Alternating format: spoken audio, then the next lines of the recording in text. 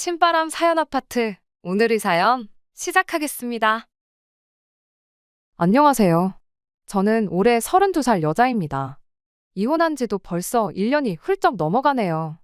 이미 다 지나간 이야기 꺼낸다고 달라지는 게 뭐가 있겠냐만 다들 이렇게 자기 사연들 나누시는데 저도 못할 게 뭐 있겠나 싶어서 이렇게 제 이야기 한번 해보려고 찾아왔습니다. 이혼한 게 자랑은 아닌 거 알지만은 늘 이렇게라도 한번 속 시원하게 제 이야기를 터놓을 곳이 있었으면 좋겠다 싶었습니다. 자초지종은 저희 부모님만 알고 계시지 제가 어떻게 왜 이혼하게 되었는지 솔직히 그 누구에게도 한번 제대로 털어놓은 적이 없었거든요. 친구들한테도 그냥 성격 차이로 이혼했다고만 했지 괜히 뒤에서 저에 대한 이상한 이야기가 돈다면 그건 그것대로 싫기도 했고요. 그렇게 저희 이혼은 사실상 저만 아는 저 혼자만의 이야기였지만 언젠가부터 혼자 속에만 담아두는 게 능사는 아니라는 생각이 들기 시작했어요. 그동안 마음고생은 마음고생대로 엄청나게 했으면서 어디 가서 위로다운 위로도 못 받아봤거든요. 물론 모든 분들이 저를 위로해 주시는 게 아니라 손가락질 할 수도 있는 이야기겠지만 그래도 이렇게 털어놓으면 조금이나마 제 마음이 편해지지 않을까 하는 생각이 들어 이렇게 제 이야기를 적어서 보내게 되었습니다. 남편은 오지랖 넓은 학교 선배에게 처음 소개를 받게 되었어요. 그 선배는 마치 자기가 마담뚜라도 되는 것 마냥 주변에 자리 잡고 잘 지내고 있는데 혼자 지내는 사람들만 보면 어떻게 이어주지 못해서 가만히 있지를 못하는 성격이었죠.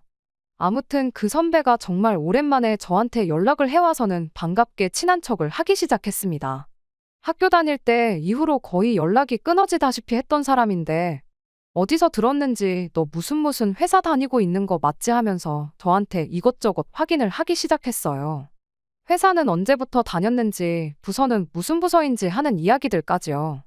처음에 회사 이야기 꺼내면서 거기 다니냐고 물었을 때만 해도 저는 선배가 혹시 저랑 같은 직장 다니는 사람들 중에 누구 아는 사람이 있어서 저든 그 사람이든 간에 아는 척, 친한 척 하려고 그러나 보다 하고 단순하게 생각했거든요. 그런데 질문이 조금 사적인 질문까지 이어지고 하길래 왜 그런 걸 물어보나 싶었습니다. 그런데 아니나 다를까 난데없이 저한테 혹시 연애 중이냐 아니면 따로 만나는 사람이 있느냐 그런 것까지 묻기 시작했어요. 그때 이 선배가 저한테 이렇게 친한 척하면서 이것저것 물어보는 게 누구를 아느냐고 물어보려는 게 아니고 저한테 누군가를 소개시켜 주려고 저러는 거라는 걸 눈치챌 수 있었습니다. 아니나 다를까 남편에 대한 이야기를 저한테 꺼내왔지요. 자기가 아는 사람 통해서 알게 된 사람인데 조건도 좋고 정말 괜찮은 사람처럼 보이는데 아직도 혼자더라 하면서 그 사람을 제가 꼭 만나봤으면 좋겠다나요. 그런데 마침 그때쯤 저도 이제 나이가 나이인데 결혼 생각도 해야 하지 않나. 그런데 남자라고는 회사에서 만나는 직장 동료들 뿐인데 어디 가서 사람을 찾아야 하나. 뭐 그런 생각을 하고 있던 시기였거든요. 운명적인 만남이 아니고서야 어차피 누군가를 통해서 만나야 할 텐데 암만 생사도 모르고 지내다가 오랜만에 연락 온 선배였다고 할지라도 그게 문제될 게 있나 싶어서 겸사겸사 남편을 만나보기로 했지요. 남편에 대한 첫 인상은 다른 것보다 사람이 참 순해 보인다는 거였어요. 성격도 서글서글하니 모난 곳 하나 없었고 사람이 성격이 좋다는 말이 딱 이런 사람을 두고 하는가 보다 이해가 될 만큼 괜찮아 보였습니다. 당연히 소개팅이 끝난 이후로도 몇 번을 더 만났고 그렇게 저희는 연애를 시작하게 되었습니다. 그렇게 1년 반 정도를 더 연애하다가 결혼까지 하게 되었지요. 하지만 제가 완전 사람을 잘못 봤던 겁니다. 남편뿐만 아니라 남편의 가족들까지도요. 결혼을 결심할 때 시어머니가 안 계시다는 건 전혀 고려 대상이 아니었습니다. 남편의 어머니가 남편 어릴 적에 아버님과 이혼을 했다고 들었거든요. 시어머니하고 어쩌다가 이혼을 하게 되었는지 제가 따로 물어본 적은 없는데 대충 젊었을 때 일에만 매달리다 보니 집에 좀 소홀했다. 그로 인해 집사람이 힘들어했고 그렇게 이혼을 하게 되었다. 라고만 간략한 설명을 들었어요. 그때까지만 해도 저는 시아버지가 그렇게 크게 잘못하신 건 아니구나 하는 생각을 했었습니다. 자초지종을 들어보니 아버님께서 가장의 역할을 하느라 집안일을 신경 쓰지 못하셨던 것 같은데 그걸 가지고 이혼을 했다고 하니 솔직히 배불러 낳은 자식을 일하느라 정신없는 남편에게 떠넘기고 떠난 시어머니가 잘못했으면 잘못했지 시아버지가 잘못하셨다고는 그렇게 생각조차 하지 않았어요. 아버님은 이름은 처음 들어보는 회사긴 하지만 특유의 성실함과 부침성으로 영업사원으로는 최초로 회사에서 임원 타이틀을 달이 썼다고까지 합니다. 영업일을 하셨다니 집안일에 소홀하실 수 없으셨겠구나 생각했고 임원까지 달았다고 하니 실력도 좋고 회사를 위해 엄청 노력도 하셨구나 싶었기도 하고요. 그런데 저희가 결혼식을 올리고 얼마 지나지 않았을 때 일이었습니다. 뜬금없이 시아버지로부터 전화 한 통을 받게 되었어요. 원래 자기가 이렇게 미리 언질도 없이 전화하는 사람이라며 저를 안심부터 시켜주셨죠. 저한테 전화했던 이유가 다른 게 아니고 저희 결혼식 할 때 비용이 얼마나 들었는지 한번 물어보고 싶어서 전화하셨다는 거예요. 얼마나 썼냐고 잔소리하려고 그런 건 아니고 저희 결혼식이 너무 인상 깊고 좋았다고요. 그리고 있으면 결혼식 날 비디오 찍은 것도 같이 보내달라고 하시더라고요. 저는 그래서 그게 혹시 아는 분 누구한테 아들내외 결혼하는 거 보여드리려고 하시는 건가 싶었어요. 결혼식 영상도 같이 달라고 이야기를 꺼내셨던 걸로 봐서 혹시나 이혼해서 갈라선 남편의 어머님께 아들 결혼하는 모습 보여드리고 싶어서 그러시는 걸 수도 있겠다 싶었죠. 결혼 비용 이야기를 굳이 꺼내신 이유는 뭐 그렇게 어머님한테 우리 결혼하는 거 보여드리고 자식 결혼하는데 땡전 한 푼 안 쓸 거냐며 뭐라도 받아다 주시려고 그러나 그렇게 생각했죠. 물론 제가 너무 앞서 나간 거였습니다. 어디에 필요한지는 따로 말을 안 해주셨는데 그로부터 몇 주 정도 지나서 왜 아버님이 굳이 그런 것들을 물어보셨는지 알게 되었지요. 그날은 난데없이 시아버지가 저희를 집으로 부르셨던 어느 날이었습니다. 다른 건 몰라도 평소에는 가족들끼리 모이는 일이 있거나 시댁에 가야 할 일이 있으면 미리미리 저희 시간 물어보고 약속부터 잡는 분이었는데 그런 식으로 갑작스레 집에 오라고 하는 게 무슨 일이 있는 건가 싶었죠. 남편도 무슨 일로 저희를 부르시는지 모르는 눈치였어요. 무슨 급한 일이라도 있는 건가 깜짝 놀라서 부랴부랴 시댁으로 찾아갔는데 그때 정말 생각지도 못한 상황을 맞닥뜨리게 되었습니다. 시아버지 옆에는 웬 처음 보는 여자분이 나란히 앉아 계셨어요.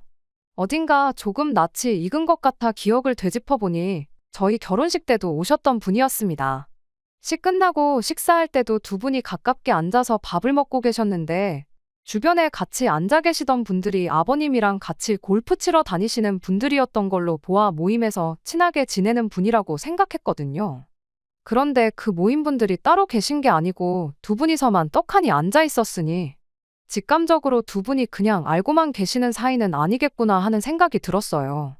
그리고 아니나 다를까 그제서야 아버님이 저희에게 그분에 대한 이야기를 먼저 꺼내오셨습니다. 거의 5년이 넘는 시간 동안 만나고 있는 사람이라고요.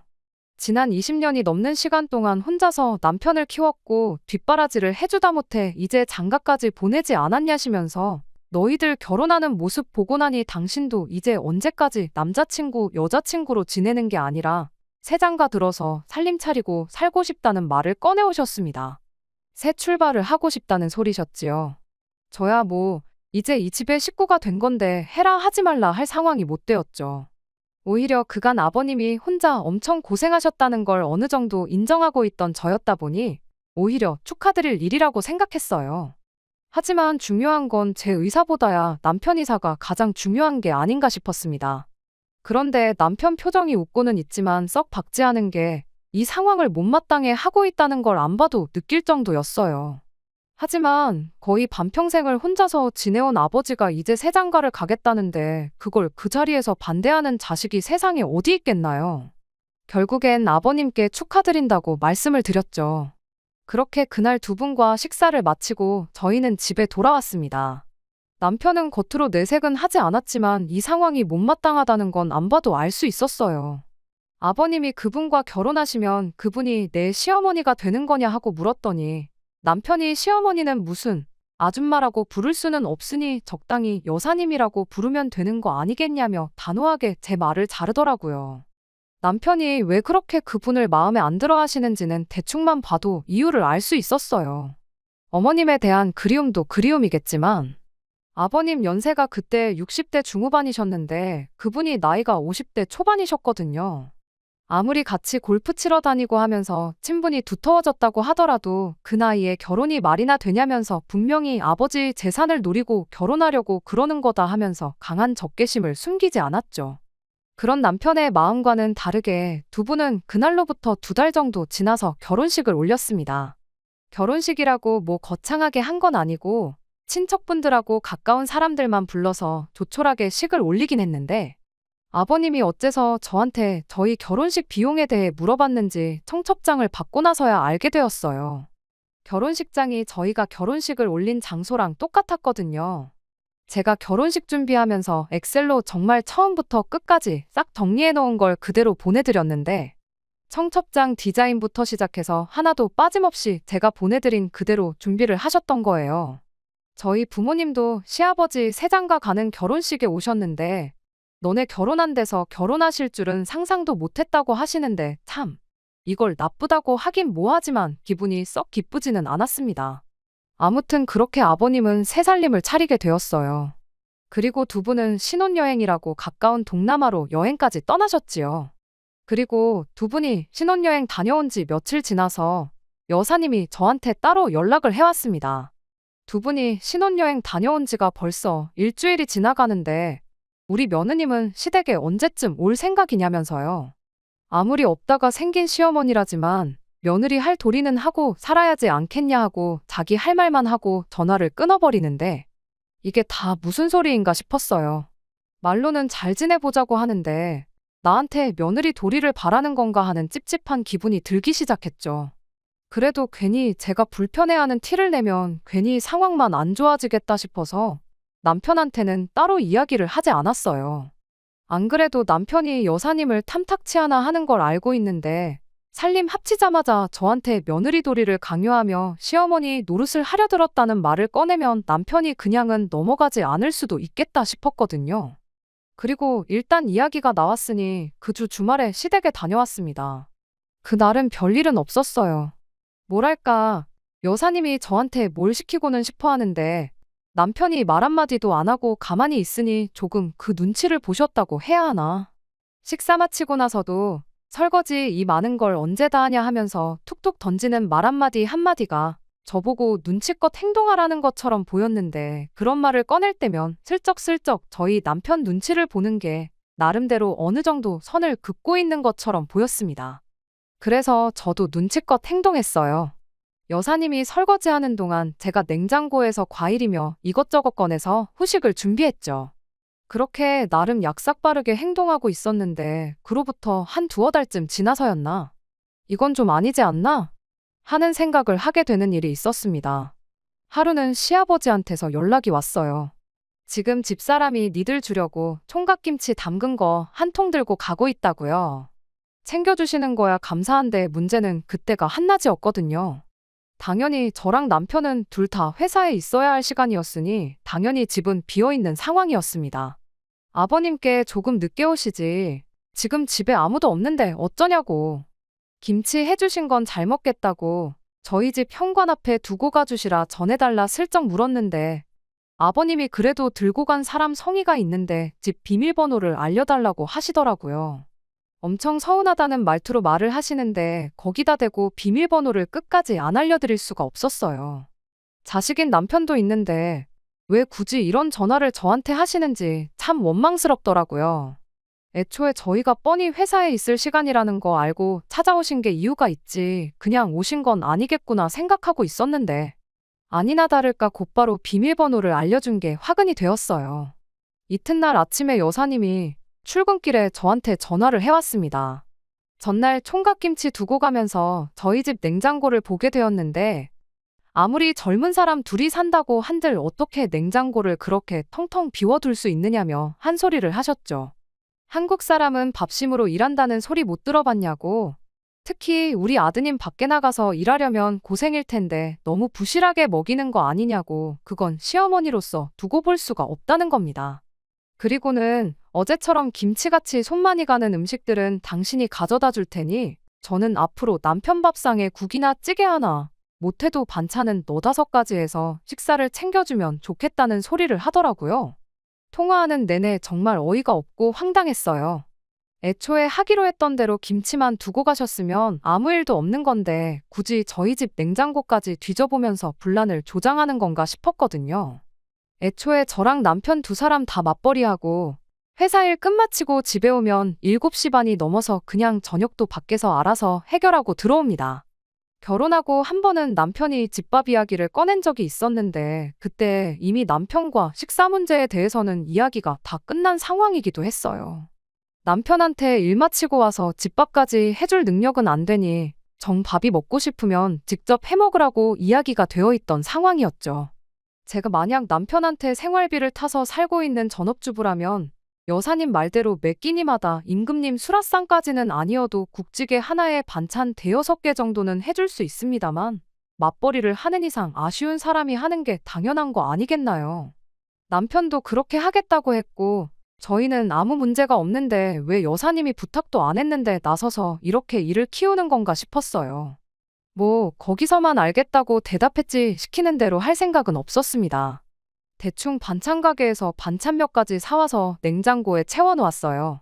안 먹으면 안 먹는 대로 버려야 하긴 했는데 이따금씩 남편이 퇴근이 일찍인 날이 있어서 두면 알아서 꺼내 먹겠거니 하고 말았습니다.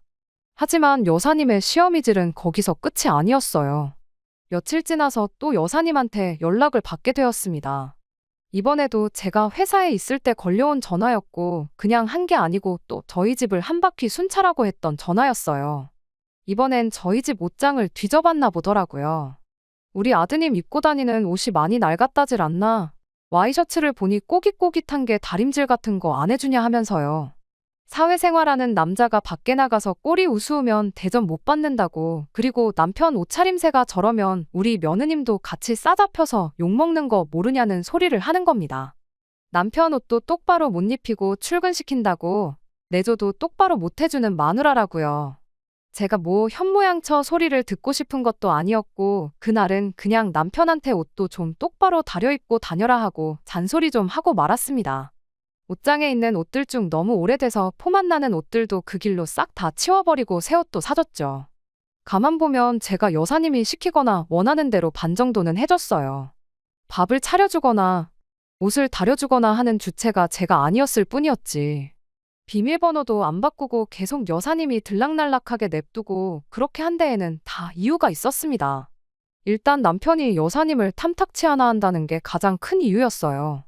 그냥도 저렇게 싫어하는데 이렇게 저희 없을 때 집에 들락날락거리면서 꼬투리 잡아 시어미질 하는 걸 남편이 알게 되면 무슨 일이 생겨도 생기겠거니 싶었거든요. 그렇게 거의 일주일에 한 번꼴로 여사님의 잔소리를 들으며 지냈습니다. 그런데 듣기 좋은 꽃노래도 한두 번이지 안 그래도 듣기 싫은 말을 일주일마다 듣게 되니 저도 점점 인내심이 바닥나기 시작했어요. 원하는 대로 하고 있는 척을 해줘도 그 다음 주가 되면 제 정성이 부족해 보인다느니 하는 소리로 꼬투리를 잡기가 일쑤였지요. 그렇게 제가 반년 정도를 혼자 견디고 있다가 이제는 도저히 안 되겠다 싶어서 남편한테 이 이야기를 꺼냈습니다. 사실 그간 여사님이 매주마다 우리 집 비어있을 때 찾아와서는 살림하는 거 간섭하고 그걸 가지고 나한테 잔소리도 하고 아주 미치고 팔짝 뛰기 직전이라고. 너무 지치고 피곤하다고 하소연을 했죠. 별로 마음에도 들어하지 않는 사람이 우리 집에 몰래 들락거리며 저한테 잔소리까지 한다는데 저는 당연히 남편이 그 이야기를 듣고 불같이 화를 낼 줄 알았어요. 그런데 남편의 반응은 제 예상과는 정반대였습니다. 남편은 오히려 여사님이 너랑 친해지고 싶어서 그러는 거 아니겠냐며 그럴 게 아니고 이참에 먼저 연락해서 시어머니 대접도 해주고 애교도 부려보고 그러라는 거예요. 이게 무슨 상황인가 싶었죠. 남편이 여사님을 못마땅해 하는 줄 알았는데 갑자기 사람이 돌변했으니 말입니다. 그 꼴을 보니 내가 머리에 지난 반년을 참고 살아왔는지 싶었어요. 남편이 여사님을 탐탁치 않아 하는 건 사실이긴 했는데 남편은 시간이 지남에 따라 그 마음이 풀어지기 시작했던 거예요. 여사님 덕분에 아버님이 엄청 멀끔해지셨다고 얼굴에 생기도 돌고 요즘 좋아 보이신다고 하는 걸로 봐서는 남편 딴에는 어머니에 대한 그리움만큼 아버님에겐 감사한 마음이 가득했던 거죠. 처음에야 어머니의 빈자리를 차지하려 드는 여사님이 마음에 들지 않았지만 반대로 아버님이 전에 없이 잘 지내는 걸 보니 그 마음의 문을 활짝 열어버린 것 같아 보였습니다. 저는 그런 것도 모르고 괜히 집안에 분란이라도 생기진 않을까 혼자서 꾹꾹 눌러 참으며 그 스트레스를 견뎌왔던 거고요. 진작에 말했으면 상황이 달랐을까 싶은 후회도 있었지만 어쨌든 이젠 남편도 별로 도움이 안 되는 걸 알았고 저도 그냥 당하고 지내지는 말아야겠다. 그렇게 마음을 고쳐먹었습니다.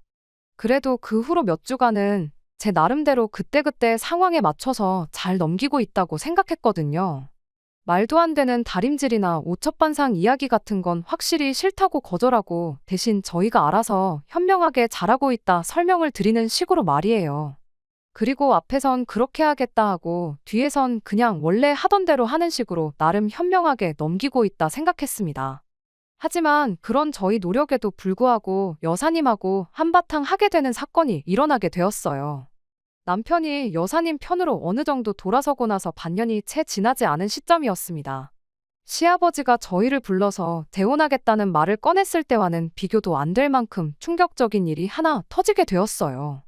바로 여사님이 아이를 갖게 되었다는 사실이었죠.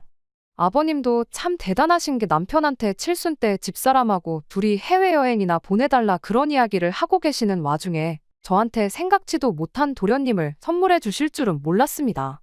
50대 초반의 아이를 가진 여사님도 참 대단하다 싶었고요. 그래도 한편으론 이제 아이돌 보고 그러시려면 괜히 쓸데없이 우리 집 찾아와서 꼬투리 잡고 잔소리하고 그런 문제는 사라지겠구나 생각했어요. 다른 것보다 그것만큼은 환영할 일이라고 생각했지요. 그리고 그때쯤부터 여사님이라는 호칭 대신 어머니, 시어머니라 불리기를 원하셨어요. 이제 한 핏줄인 자식도 낳게 되었는데 아이한테 여사님이라고 불리는 모습을 보여주고 싶지 않다는 게 이유였지요. 아버님도 그때부터는 이제 여사님을 어머님이라고 불러달라 하셨고요.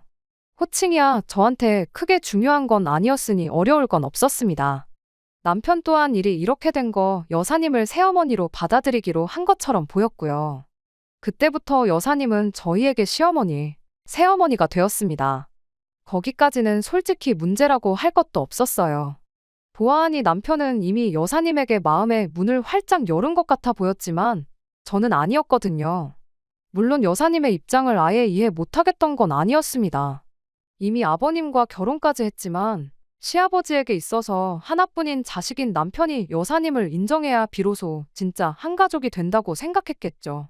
하지만 그 과정에서 지난 몇 달 동안 남편 마음을 얻겠다고 저한테 시어머니 노릇하면서 호달구던 거 생각하면 호칭 하나 바뀌었다고 해서 여사님이 제 마음속에 진짜 시어머니가 될 수는 없었지만 말입니다. 아무튼 진짜 문제는 그 이후에 벌어지게 되었습니다. 난데없이 남편이 우리도 이세 계획을 조금 서두르는 편이 좋지 않겠냐는 이야기를 꺼내왔거든요.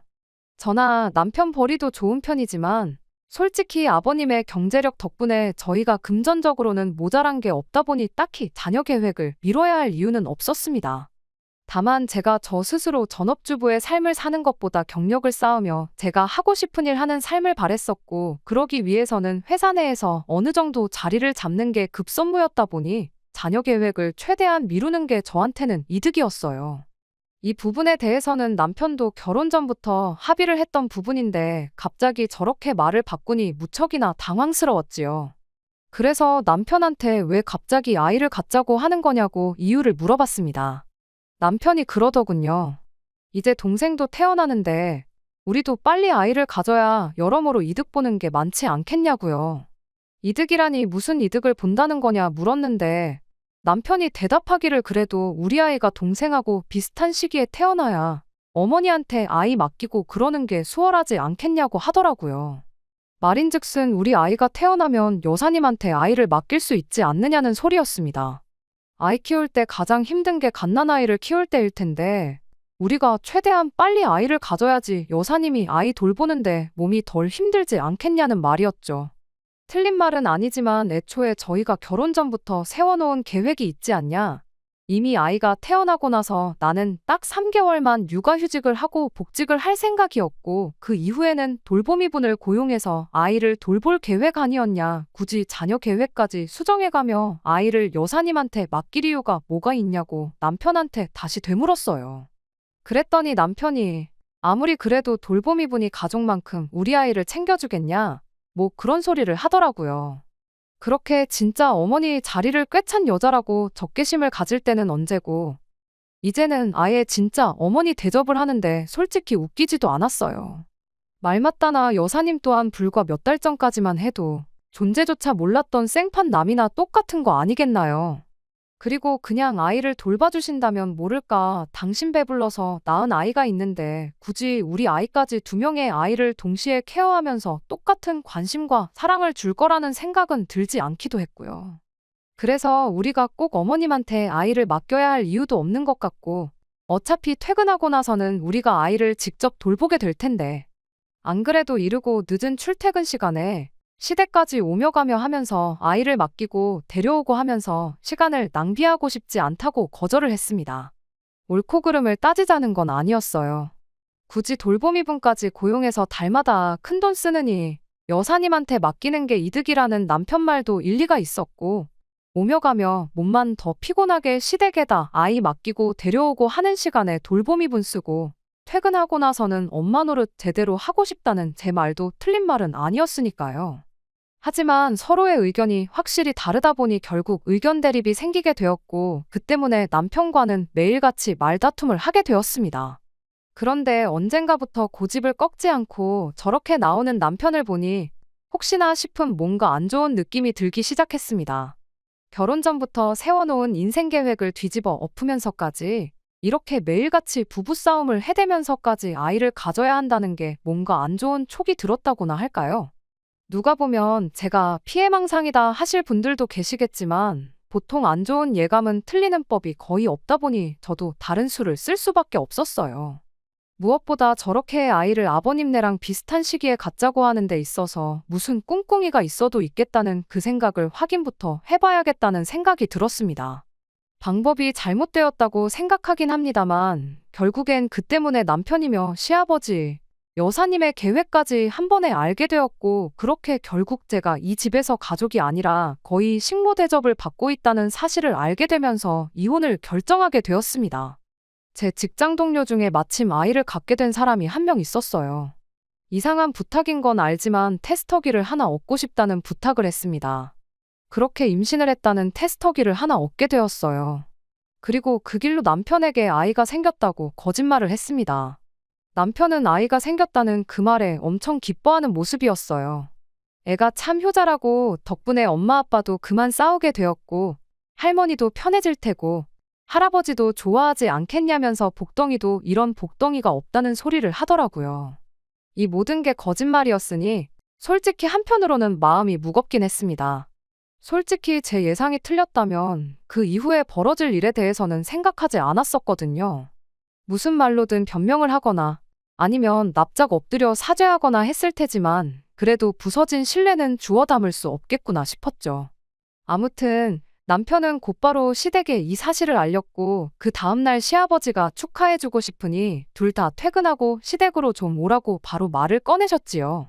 혹시나 그 상황에 병원 가서 제대로 검사받아오라는 말이 나올까봐 긴장이 되긴 했습니다만 성질 급한 아버님 성격을 알고 있었다 보니 여기까지 전부 제 예상대로 흘러갔습니다. 그리고 그 다음날 시댁에 방문했을 때 남편이 왜 그렇게 아이를 갖자고 노래를 불러댔는지 그 진짜 이유를 알게 되었어요. 아버님이 대뜸 저한테 이제 아이가 생겼으면 몸조리를 해야 하지 않겠냐며 당장 회사를 그만두는 게 어떻겠냐는 말을 꺼내왔거든요.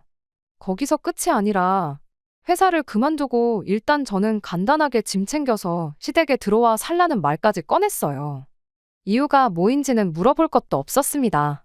말이 제 몸 걱정이지 그날 시아버지가 저한테 요구해온 건 시댁 들어와 지내면서 여사님 임신 수발 좀 들어달라는 소리나 마찬가지였으니까요. 저야 젊으니까 아이를 가진 상태에서 몸 좀 고생한다고 무슨 일 생기지 않을 테지만 여사님은 나이가 있으니 자칫 잘못했다간 아이한테 문제가 생길 수도 있지 않냐는 이유였습니다. 그리고 둘이 썩 친해 보이지도 않는데 이참에 한 집에 같이 살면서 친해지면 좋지 않겠냐는 소리도 빼먹지 않으셨지요. 그래야 비로소 진정한 한 가족으로 거듭나지 않겠다나요? 저는 무조건 싫다고 그렇게 할 생각 없다고 했습니다. 그랬더니 이 상황을 지켜보던 여사님이 한다는 소리가 자기가 진짜 시어머니였어도 이렇게 나왔겠냐면서 너가 나를 시어머니가 아니라 첩쯤으로 생각하니 나를 우습게 알고 나한테 행동을 그렇게 하는 거 아니겠냐고 빈정거리기 시작했어요.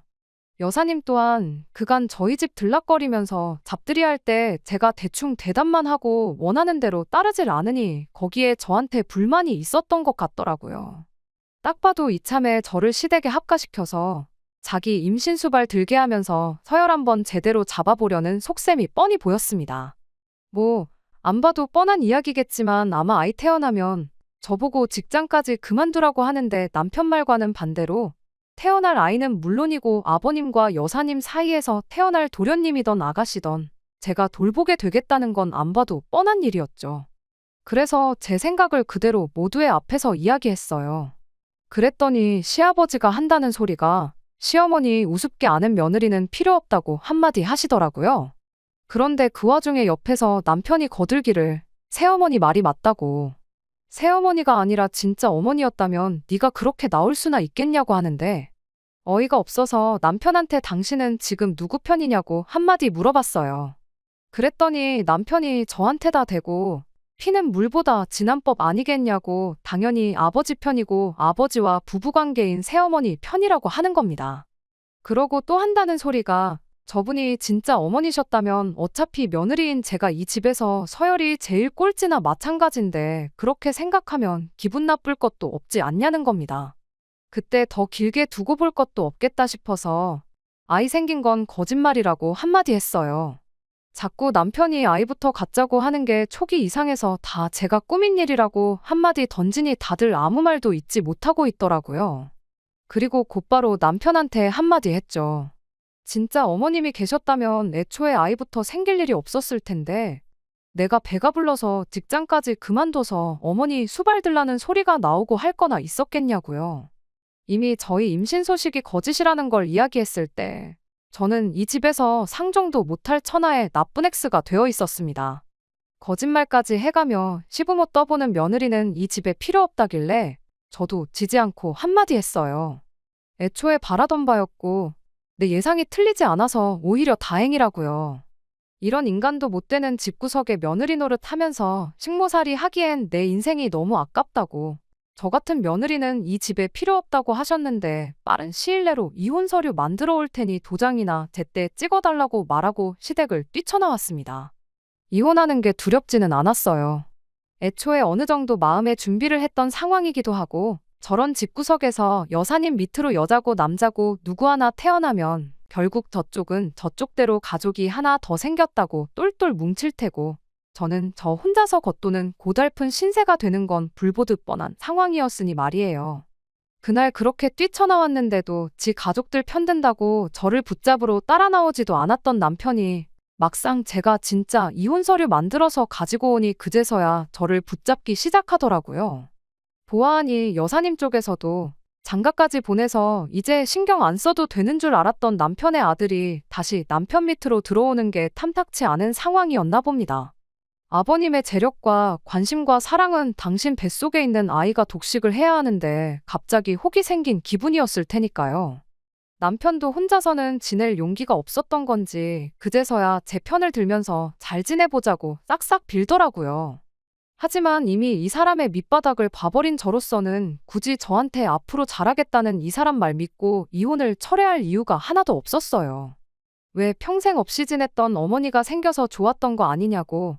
나는 그 사람을 시어머니로 받아들일 생각도 없고 부려먹기 좋은 식모로 살 생각도 없으니 가족끼리 똘똘 뭉쳐서 잘 지내보라 한마디 하고 말았습니다. 그리고 그렇게 1년 정도의 진흙탕 싸움 끝에 결국에는 남편과 이혼을 할 수 있었습니다. 숙려 기간이 끝나고 나서 이혼 신고하려고 남편과 만나게 되었는데 남편 꼴이 말이 아니었어요. 그리고 어렵사리 저한테 지금이라도 이혼 취소하고 다시 시작해보면 안 되겠냐고 말 한마디를 꺼내더라고요. 왜 이제 와서 또 마음을 바꾸었냐고 물으니 태어난 동생이 사실 아버지 아이가 아니라는 충격적인 이야기를 전해왔어요. 남편은 저랑 이혼하기로 결정한 직후 다시 시댁에 들어가서 지내게 되었는데 태어난 여사님 아이가 여길 보나 저길 보나 아버님과는 닮은 구석이 하나도 없었답니다. 문제는 여사님하고도 닮은 구석이 하나도 없었다는 거였고요. 아버님은 별로 신경 쓰지 않는 눈치셨는데 막상 그 집에 들어가서 찬밥 신세가 된 남편이 그래도 혹시 모르니 확인은 해봐야겠다 싶어서 아버님하고 여사님 몰래 친자 검사를 의뢰해 봤다나 봐요. 그런데 그때 태어난 아이가 아버님과 여사님 사이에서 태어난 아이가 아니라는 사실을 알게 되었던 거고요. 아직 아버님께는 말씀드리지 않은 상황이라는데 저만 괜찮다면 우리 둘이 다시 합치고 그 악독한 여자를 집에서 쫓아내겠다는 소리를 하더라고요. 아버님한테 물려받을 재산을 생각해보면 결코 손해보는 게 아니지 않냐며 다시 예전처럼 잘 지내보자는데 남편한테 내가 직장이 없냐, 돈이 없냐, 뭐가 아쉬워서 그딴 집구석에 내 발로 다시 기어들어 가겠느냐고 한마디 해줬어요. 친자 확인 결과로 그 여자를 집에서 몰아내던 아버님 행복을 위해 눈 감고 모르는 척 살던 네 알아서 하라고 나는 무슨 일이 있어도 이 이혼을 철회할 생각 없다고요. 그렇게 그 길로 이혼 신고 마치고 남편은 물론이고 그 말도 안 되는 집구석과도 영영 이별을 하게 되었습니다. 남편은 끝내 친자 검사한 걸 자기 가슴속에 묻어두기로 결정한 것 같아 보이더라고요. 그 와중에도 아버님의 행복을 생각해서 내린 결정 같은데 과연 그 결정이 나중에 유산 물려받을 때가 돼서도 유효한지는 그때 돼봐야 알 일이겠네요. 물론 저는 앞으로 더 이상 그 집구석일에 신경 쓸 생각 없으니 남편이 내린 그 결정에 후회를 하게 될지 말지는 그때 가봐야 알 일이지만 말입니다.